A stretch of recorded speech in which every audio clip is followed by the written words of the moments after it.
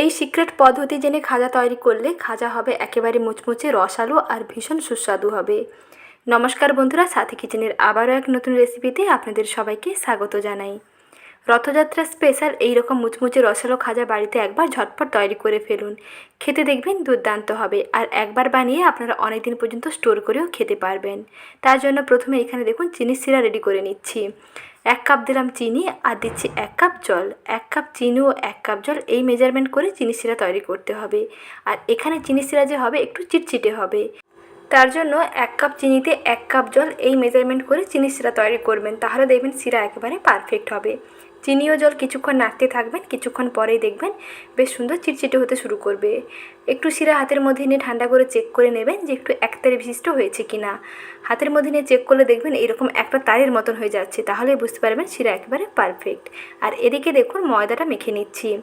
1 cup দিলাম ময়দা, measuring কাপের 1 কাপ ময়দা দিলাম, আর সামান্য 1 চা চামচ লবণ দিয়ে দিচ্ছি, আর দিচ্ছি 1 চামচ চিনি, আর দেবো 1 টেবিল চামচ দেশি গাওয়া ঘি। খাজা তৈরি করতে হলে এই রকম ঘি দিয়ে বানাবেন। তেলের বদলে যদি ঘি দিয়ে ময়ামটা দেন তাহলে খাজার টেস্ট দেখবেন দারুণ হবে। আর না হলে অল্প করে তেল দিয়েও মেখে ময়াম দিয়ে নিতে পারেন। তারপরে এখানে অল্প অল্প করে জল দিয়ে মেখে, সাধারণত আমরা যেমন রুটি পরোটার জন্য ডো তৈরি করি তেমনি করে ডো বানিয়ে নিলাম। এই ডো থেকে ছোটো ছোটো এরকম লেচিগুলো কেটে নিচ্ছি। সাধারণত বাড়িতে যেমন পরোটা তৈরি করতে লেচিগুলো তৈরি করি তেমন করে লেচি বানিয়ে নিয়েছি।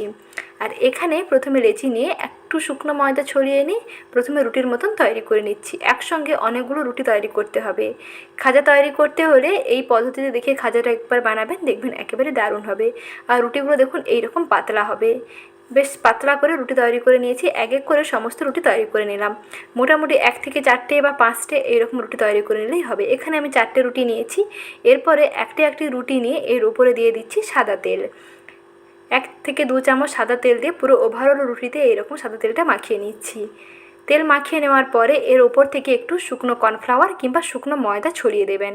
কর্নফ্লাওয়ার হলে বেশি মুচমুচে হয়, আর কর্নফ্লাওয়ারের বদলে এখানে আপনারা ময়দা দিয়েও দিতে পারেন। এখানে আমি কর্নফ্লাওয়ার দিয়ে দিচ্ছি। 1 টেবিল চামচ করে কর্নফ্লাওয়ার দিয়ে এইরকম ওভারঅল পুরো রুটিতে ছড়িয়ে দিচ্ছি। পুরো রুটির গায়ে এইরকম কর্নফ্লাওয়ার মাখিয়ে নিয়ে তারপরে উপর থেকে আবার একটা রুটি চাপিয়ে দিলাম। ঠিক এই রুটিটাতেও ওপরে এরকম তেল মাখিয়ে নিয়ে আবার 1 চামচ কর্নফ্লাওয়ার দিয়ে এইরকম রুটিতে ছড়িয়ে দিতে হবে। তারপরে আবার একটি রুটি চাপিয়ে দিতে হবে। এইভাবে প্রায় যতগুলো রুটি বানাবেন ততগুলো রুটি যদি একসঙ্গে এরকম বানিয়ে নিতে পারেন তাহলে খাজার লেয়ারগুলো দেখবেন অনেকগুলো হবে। অনেকগুলো বেশি লেয়ার বানাতে হলে এইরকম করে বানাবেন। অনেকগুলো রুটি দিলে অনেকগুলোই লেয়ার হবে। তারপরে দেখুন এইরকম কর্নফ্লাওয়ার দিয়ে আবার একটি রুটি চাপিয়ে দিচ্ছি। আর এই পদ্ধতিতে খাজা বানালে খাজা একেবারে মুচমুচে হবে, আর খাজার যে লেয়ারগুলো দেখবেন একেবারে পারফেক্টলি খুলে আসবে।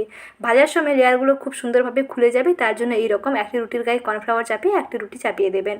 তারপরে পুরো রুটিগুলোকে একসঙ্গে নিয়ে এরকম হাত দিয়ে রোল করে নেবেন। আর শেষ প্রান্তে একটু জল লাগিয়ে দেবেন যাতে মুখটা খুব ভালোভাবে আটকে যায়, ভাজার সময় আর খুলে না যায়। তারপরে একটু লম্বা করে এরকম প্রেস করে নিয়ে একটু লম্বা শেপ দিয়ে দেবেন। যতটা স্ট্রেচেবল সম্ভব হয় ততটা স্ট্রেচ করে নেবেন।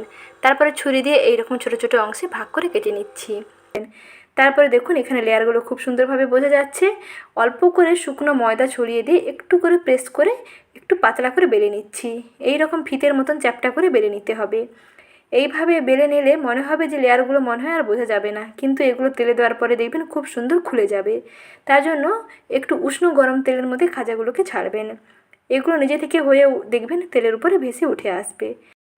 এই জন্য তেলে যখন ছাড়বেন খাজাগুলোকে উষ্ণ গরম তেলের মধ্যে ছাড়বেন, তাহলে দেখবেন খাজার লেয়ারগুলো বেশ সুন্দরভাবে খুলে যাবে।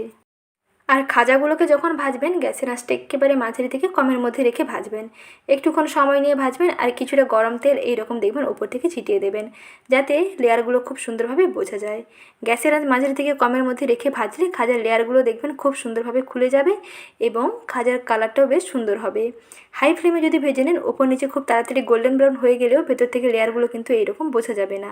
দেখুন প্রতিটা লেয়ার কত সুন্দরভাবে খুলে গেছে। লেয়ারগুলো খুব সুন্দরভাবে বোঝা যাচ্ছে আর খুবই মুচমুচে হয়েছে, দেখেই বুঝতে পারছেন। তেল থেকে তুলে নিয়ে এইরকম শিরার মধ্যে দিয়ে দেবেন। আর শিরা বলেছিলাম আগে থেকে 1 তার বিশিষ্ট করে বানাতে হবে। শিরাটা মোটামুটি ঠান্ডা হয়ে গেছে, আর এগুলো তেল থেকে ভেজে তুলে নিয়ে গরম অবস্থায় শিরার মধ্যে দিয়ে দিলাম। শিরাতে বেশিক্ষণ রাখার প্রয়োজন নেই, এপিড ওপিড গুলিয়ে নিয়ে তারপরে উঠিয়ে নিলেই রেডি হয়ে যাবে মুচমুচে রসালো খাজা। এই সহজ পদ্ধতিতে খাজা তৈরি করে ফেলুন। আর রেসিপিটি ভালো লেগে থাকলে লাইক, শেয়ার এবং সাবস্ক্রাইব করুন। ফেসবুক থেকে দেখলে ফলো করবেন। ভালো থাকবেন। আবারও শীঘ্রই হাজির হচ্ছি নতুন রেসিপি নিয়ে। পরবর্তী রেসিপি দেখার আমন্ত্রণ থাকলো। ধন্যবাদ।